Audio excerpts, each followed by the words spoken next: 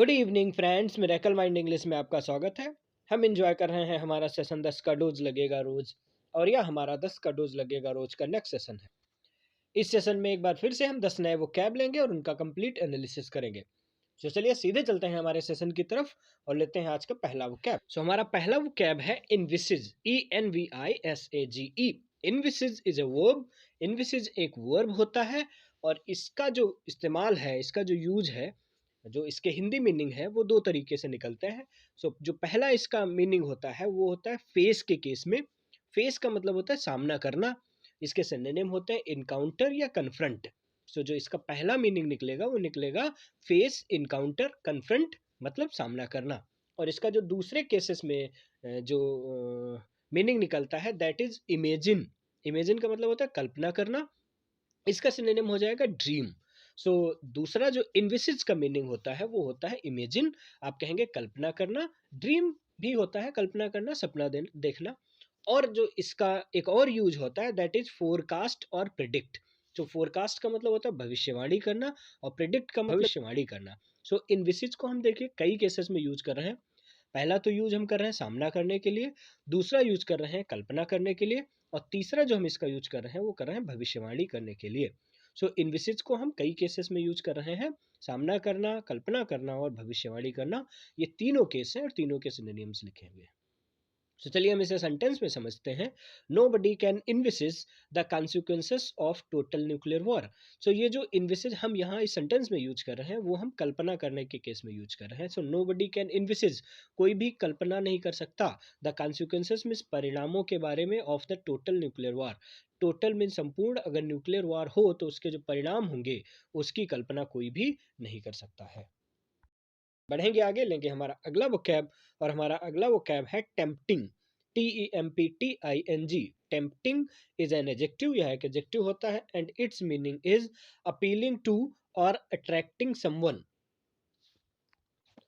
Appealing to or attracting someone means किसी को अपनी तरफ लुभाना, अपील करना। हिंदी में बोलते हैं लुभावना, या आप कहेंगे मोहक।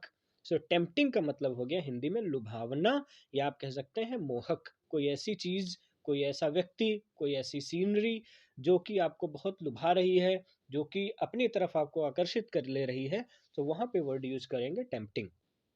इसके सिनोनिम हो जाएंगे अट्रैक्टिव या इंटाइसिंग। अट्रैक्टिव और इंटाइसिंग इसका सिनोनिम हो जाएगा। हम इसे सेंटेंस में समझेंगे। It was a tempting financial offer. It was a tempting, यह एक लुभावना फाइनेंशियल ऑफर था। मीन्स यह एक लुभावना फाइनेंशियल ऑफर था।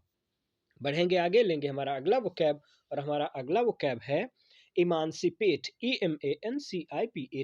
इमानसिपेट इज अ वर्ब, यह एक वर्ब होता है, and its meaning is make free, या आप कहेंगे सेट फ्री।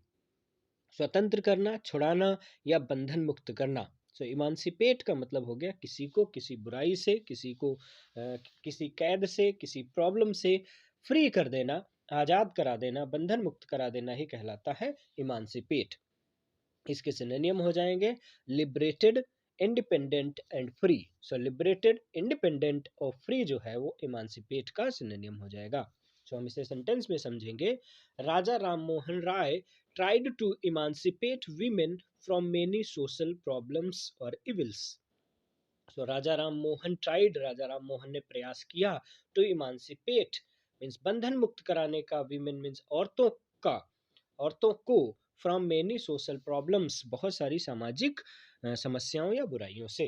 राजा राम मोहन राय ने औरतों को बहुत सी सामाजिक बुराइयों से, सामाजिक समस्याओं से बंधन मुक्त कराने का प्रयास किया। बढ़ते हैं आगे, लेते हैं हमारा अगला वोकैब, और हमारा अगला वोकैब है armoury. ARMOURY। Armoury is a noun, यह एक नाउन होता है, and its meaning is a place where weapons are kept. एक स्थान जहां पर हथियारों को रखा जाता है उसे बोलते हैं आर्मरी। हिंदी में कहते हैं शस्त्रशाला, या आप कहेंगे हथियार घर। जहां पर हथियार रखे जाएं, जहां पर शस्त्र रखे जाएं, उसे बोलते हैं आर्मरी। इसके सिनोनिम हो जाते हैं आर्सेनल, या आप कहेंगे मैगजीन। आर्सेनल और मैगजीन जो है वो आर्मरी का सिनोनिम होता है। हम इसे सेंटेंस में समझेंगे।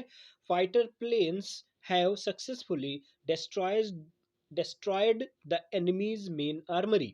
फाइटर प्लेन्स लड़ाकू विमानों ने सफलतापूर्वक नष्ट कर दिए हैं दुश्मन की मुख्य शस्त्रशाला को। तो दुश्मन की मुख्य शस्त्रशाला को फाइटर प्लेन्स ने सक्सेसफुली डिस्ट्रॉय कर दिया है। बढ़ेंगे आगे, लेंगे हमारा अगला वोकैब और हमारा अगला वोकैब है फ्लैग्रेंट। FLAGRANT। फ्लैग्रेंट इज एन एडजेक्टिव, यह एक एडजेक्टिव होता है and its meaning is openly wicked.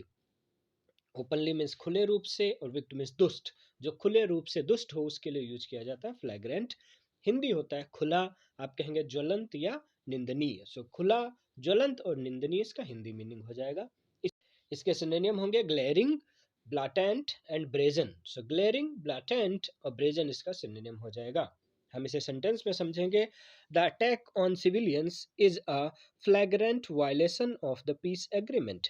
The attack on civilians means आम नागरिक पर हमला करना। फ्लैग्रेंट वायलेशन मीन्स खुला ही, वायलेशन का मतलब होता है उल्लंघन, मीन्स खुल पूरी तरीके से उल्लंघन है शांति समझौते का। सिविलियन पर हमला शांति समझौते का खुले रूप से उल्लंघन है।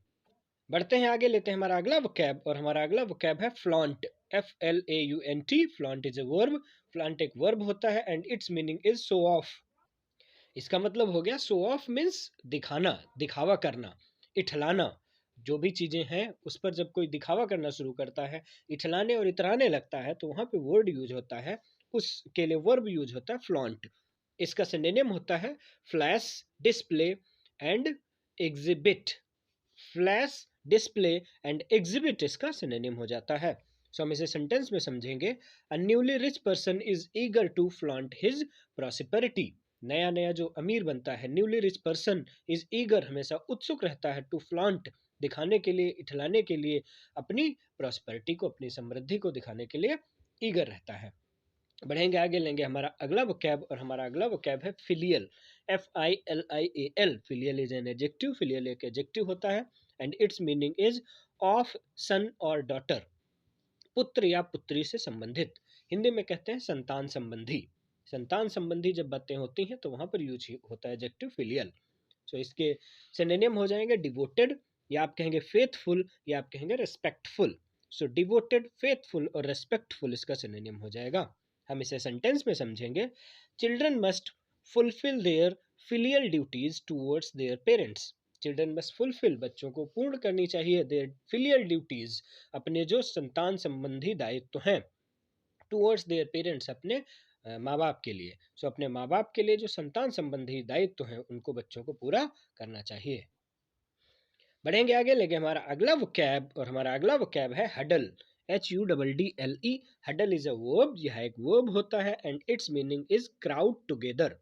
ढेर लगाना, जमघट बनाना। किसी भी जगह पर बहुत सारी चीज़ों को जब एक साथ रख दिया जाता है या एक साथ इकट्ठी हो जाती हैं तो वहां पर यूज किया जाता है वर्ड हडल। हडल का मतलब क्राउड टुगेदर, एक साथ में भीड़ लगाना। हिंदी में कहते हैं ढेर लगाना या जमघट लगाना। इसके सिनोनिम हो जाएंगे gather, throng and heard. So gather, throng और हर्ड जो है वो हडल का सिनोनिम होता है। हम इसे सेंटेंस में समझेंगे। Animals huddle together for warmth in winter. Animals huddle together, animal में जानवर एक दूसरे के पास में ढेर लगा लेते हैं फॉर वार्मथ, गर्मी के लिए, इन विंटर में, जाड़ों में क्या करते हैं जानवर, जानवरों को आपने देखा होगा जब जाड़ा होता है तब वो एक पास झुंड में बैठ जाते हैं ताकि एक दूसरे को गर्मी मिलती रहे। बढ़ेंगे आगे, लेंगे हमारा अगला वोकैब और हमारा अगला वोकैब है फसाइल। FACILE। फसाइल इज एन एडजेक्टिव, यह एक एडजेक्टिव होता है and its meaning is easily achieved. Means ऐसी कोई चीज जिसे आसानी से अचीव किया जा सकता है, पाया जा सकता है। हिंदी में कहते हैं सहज, या आप कहेंगे सुलभ। जो चीज आसानी से मिल जाए उसके लिए यूज करते हैं फसाइल। इसके सिनोनिम होते हैं एफर्टलेस, पेनलेस, ट्रबल फ्री। सो एफर्टलेस, पेनलेस और ट्रबल फ्री जो है वो फसाइल का सिनोनिम होता है। इसके हम इसको सेंटेंस में समझेंगे। India could achieve facile victory in the match yesterday. India could achieve, India ने प्राप्त की फसाइल विक्ट्री, बहुत ही आसान सी जीत, इन द मैच यस्टरडे, कल के मैच में। सो कल के मैच में भारत ने बहुत ही आसान जीत हासिल की। बढ़ेंगे आगे, लेंगे हमारा अगला वोकैब और हमारा अगला वोकैब है रेसिप्रोकेट। Reciprocate, RECIPROCATE।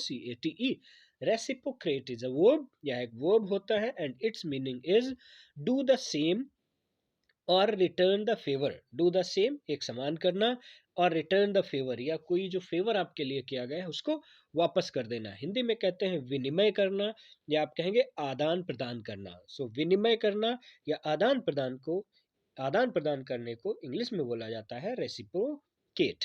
इसके सिनोनिम हो जाएंगे इंटरचेंज, चेंज एंड एक्सचेंज। जो इंटरचेंज, चेंज और एक्सचेंज जो है वो रेसिप्रोकेट का सिनोनिम हो जाएगा। सो हम इसे सेंटेंस में समझेंगे। They wanted to reciprocate the kindness that had been shown to them.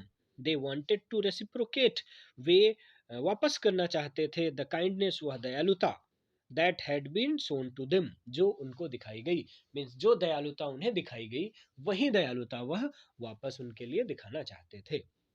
So thanks for watching this video. Keep learning, keep enjoying और बने रहें हमारे साथ मिरेकल माइंड इंग्लिश में।